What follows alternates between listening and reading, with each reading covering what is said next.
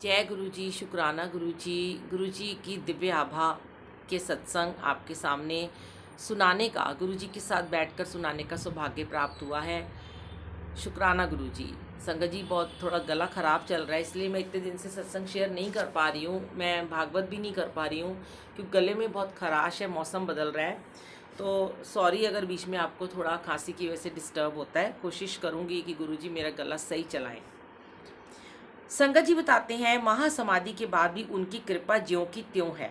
फरवरी 2007 में जब मैं दिल्ली आया था, गुरुजी के दर्शन के लिए गया था।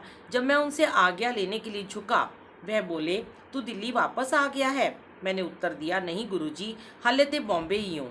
गुरुजी ने एक और भक्त की ओर इशारा किया कि वह उससे पूछ रहे थे, पर यह मेरे लिए संदेश था। मैं समझ गया था कि गुरुजी किस प्रकार अपने भक्तों की इच्छा पूर्ति करते हैं। मार्च 2007 के अंत तक दिल्ली के लिए स्थानांतरण आदेश आ गए। एक मास पश्चात मैंने दिल्ली कार्यालय में कार्य करना प्रारंभ कर दिया और 26 मई को मेरा परिवार भी दिल्ली आ गया। सौभाग्य से एक दिन पश्चात उनके दर्शन भी हो गए। 31 मई को उनके शरीर छोड़ने के निर्णय को सुनकर मैं ध्वस्त हो गया। बड़े मंदिर से लौटते हुए मेरे मन में अनेक विचार उभर रहे थे। ऐसे कई अवसर थे जब गुरुजी ने हमें धन्य किया था और अनेक अवसरों पर हमें वह दिया था जिसके हम योग्य नहीं थे। अब क्या होगा? अब कौन हमारा ध्यान रखेगा? यद्यपि इन प्रश्नों का मेरे पास कोई उत्तर नहीं था, किंतु जिन्होंने सदा हमारी आवश्यकताओं, शंकाओं और प्रार्थनाओं का उत्तर दिया था, उनके पास इसका भी समाधान है। ये मुझे कुछ दिनों में पता लगने वाला था। वर्ष 2005 से मैं अंतर निगम उद्यम प्रतियोगिता, इंटर कॉर्पोरेट बिजनेस कंपटीशन में भाग लेता रहा था। इस वर्ष 2007 में क्षेत्रीय प्रतियोगिता दिल्ली में 1 और 2 जून को आयोजित थी। गुरुजी की महासमाधि के उपरांत मुझे लगा कि अपना सर्वस्व देना संभव नहीं होगा। मैंने अपने साथियों को फ़ोन कर कहा कि मैं अत्यधिक क्षीण हो रहा हूँ और वह मेरे ऊपर निर्भर ना रहें। मेरे एक साथी ने मुझे सांत्वना दी, गुरु अपने शिष्यों को कभी नहीं छोड़ते, शरीर त्यागने के बाद भी नहीं। शोक संतप्त होने के कारण मैंने उस पर विश्वास नहीं किया। जैसे तैसे हमारा दल पहले 4 दौर पार कर गया। अंतिम चक्र में हमने कुछ विपत्तिपूर्ण निर्णय लिए जिससे हम अंतिम निर्णायक चरण में प्रवेश कर सकें। परिणाम घोषित हुए तो उनमें हमारा नाम नहीं था।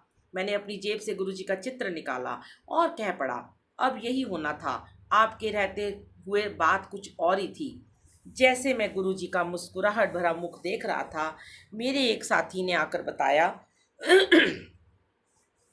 कि हमारे उत्तर कंप्यूटर में ठीक से नहीं डाले गए हैं।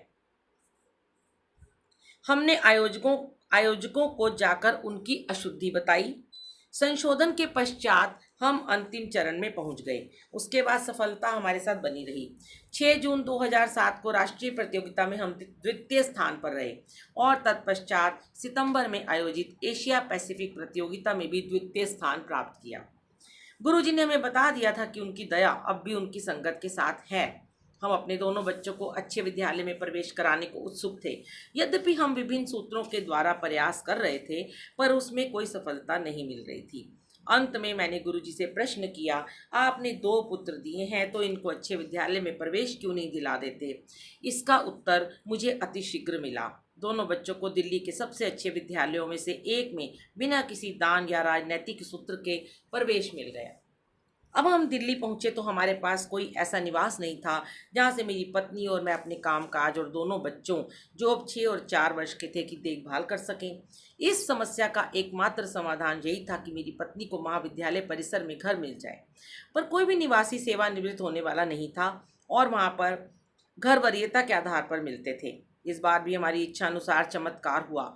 एक शिक्षक, जिनके पुत्र को अपने विद्यालय से दूर होने के कारण कठिनाई का सामना करना पड़ता था, उन्होंने अपना घर खाली कर दिया। आश्चर्यजनक रूप से वरीयता में उच्च आवेदकों में से किसी ने उस घर के लिए आवेदन नहीं किया था, अतः मेरी पत्नी को वह घर मिल गया। गुरुजी के अन्यथा और कौन संगत के सदस्यों की सुविधा अनुसार ऐसे चमत्कार कर सकता है? मैंने परमपिता गुरुजी के साथ अपने अनुभवों को बहुत सारांश में लिखा है। मैं ये हार्दिक कृतज्ञता और आदर से यही समाप्त करता हूँ। ओम श्री गुरुदेवाय नमः। प्रार्थना है कि गुरुजी सदा हमारे और सब भक्तों पर सुख सौभाग्य और सुबुद्धि की चेष्टा की वृष्टि करते रहें और हम सदा उनके भक्त होने के योग्य बने रहें। जय गुरु जी। आकाश सेठी, दिल्ली। आगे संगत जी बताते हैं, विद्यालय से आईफल टावर तक गुरु जी के संरक्षण में।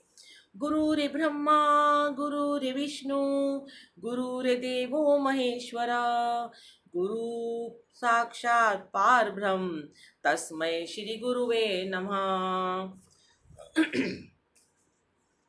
गुरु जी से मिलने से पूर्व ईश्वर की दया और उसके प्राणी प्रेम में मेरा विश्वास सदा अस्थिर रहा था। गुरु कृपा का शब्दों में वर्णन करना अति दुसाध्य कार्य है। जिस भांति परमात्मा प्रार्थनाओं का फल देते हैं, उसी प्रकार गुरु जी के सत्संगों में वक्ता और श्रोता दोनों को वरदान और असीम आनंद प्राप्त होता है। मैंने सुना है कि ईश्वर हमारे कर्म अनुसार परिणाम देते हैं, किंतु मैंने गुरु जी को अपनी दिव्य ज्वाला में हमारे दुष्कर्मों को जलाते हुए देखा है। फलस्वरूप हम उस जीवन से उबर सके हैं जो उनके कोमल चरण स्पर्श कर कृतज्ञ हुए बिना जीना पड़ता। गुरु जी के प्रथम दर्शन के समय मैं 11वीं कक्षा में पढ़ती थी। यद्यपि मेरा जन्म पंजाब में हुआ था, उस समय हम नोएडा में रहते थे और मुझे पंजाबी भाषा का ज्ञान बिल्कुल भी नहीं था। अतः मुझे शब्द या गुरु जी का कथन बिल्कुल समझ नहीं आते थे। निसंदेह प्रथम दर्शन पर मुझे कितना अच्छा प्रतीत हुआ, यह वर्णन करना बहुत ही कठिन है। मेरे प्रभु के शब्द मेरी वाणी में। अपने विद्यालय के वार्षिक उत्सव पर मुझे स्वागत भाषण देना था। यद्यपि मैं ये सदा से करती आई थी, इस बार मुख्य अतिथि अति वरिष्ठ अधिकारी थे। मेरे उपसंहार पर सब उपस्थित गणों ने तालियों की गड़गड़ाहट से मेरी प्रशंसा करी। मन से उतरते ही सबने मेरी सराहना करी और बधाई के पुल बांध दिए। शिक्षकों और सहपाठियों ने अचरज भरे चेहरों से मुझे बताया कि भाषण देते हुए मुझ में परिवर्तन स्पष्ट झलक रहा था। उससे भी अधिक अचंभा तब हुआ जब मुख्य अतिथि का भाषण मेरे कहे हुए पर आधारित था। अंत में उन्होंने मेरे उपसंहार को महत्व देकर उससे ही अपना भाषण समाप्त किया।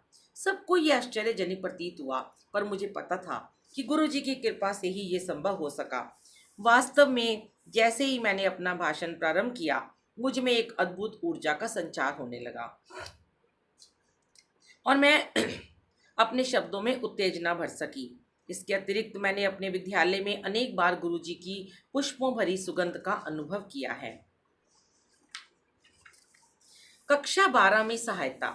12वीं कक्षा में पहुंचने पर अध्ययन का महत्व अधिक हो गया था। एक दिन प्रसाद देते समय गुरुजी ने मेरे विषय पूछे। मैंने उन्हें बताया कि मैं वाणिज्य की विद्यार्थी हूं, तो उन्होंने अर्थशास्त्र पर प्रश्न कर दिए। उन्होंने मेरे से ऋण नियंत्रण, क्रेडिट कंट्रोल पर प्रश्न पूछा, तो उत्तर पता होने पर भी मैं बुद्धि शून्य हो गई। यद्यपि उस समय मुझे समझ नहीं आया, आने वाले समय में मुझे पता लगा कि गुरुजी ने क्या किया था। गुरुजी की चेतावनी से मैं इस विषय पर विशेष ध्यान देने लगी। इसके बाद जो हुआ उसके लिए मैं तत्पर थी। वर्ष के उत्तरार्ध में हमारी अर्थशास्त्र की अध्यापिका चली गई थी और वह विषय स्वयं पढ़ना पड़ा। गुरुजी की सावधानी से मैं सतर्क हो गई थी और बिना किसी कठिनाई के मैंने इस विषय में 97% अंक प्राप्त किए। जैसे जैसे मेरी परीक्षाएं समीप आ रही थी, गुरुजी के पास दर्शन के लिए जाना कम हो गया। अशांत अंशतः उनके निर्देश थे कि मैं पढ़ाई पर ध्यान दूं। 13 जनवरी उत्तर भारत में लोहड़ी के दिन मैं अपने माता पिता और भाई के साथ गुरुजी के दर्शन के लिए गई थी। परीक्षाएं समाप्त होने के पूर्व वह अंतिम दर्शन होने की संभावना थी। गुरुजी उस दिन स्वयं प्रसाद वितरित कर रहे थे और जब तक मेरी बारी आई तो वह टॉफी दे रहे थे। प्रसाद वहीं समाप्त करना था, ऐसा गुरुजी का आदेश था, किंतु टॉफियां अपवाद थीं।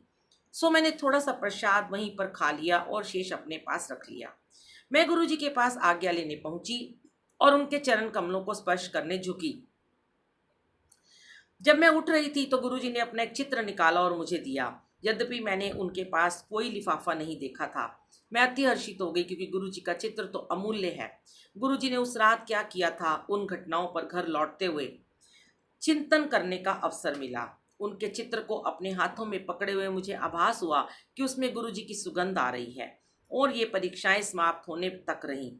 मैं यह चित्र अपने साथ परीक्षा भवन में ले जाती थी। अंतिम परीक्षा समाप्त होते ही उसमें सुगंध आनी बंद हो गई, मानो गुरुजी ने अपने चित्र में परीक्षाओं के लिए ही विशेष धारा प्रवाहित करी थी। उस रात घर पहुंचने पर जब मैंने बची हुई टॉफियां गिनी तो कुल 12 थी, प्रत्येक परीक्षा के लिए 2। गुरुजी के चित्र और इन टॉफ़ियों के साथ मैंने अपनी परीक्षाएं पूर्ण करी। बहुत अच्छे अंकों से उत्तीर्ण होकर दिल्ली के सबसे अच्छे महाविद्यालयों में से एक में प्रवेश पाने में सफल रही। जय गुरुजी, शुक्राना।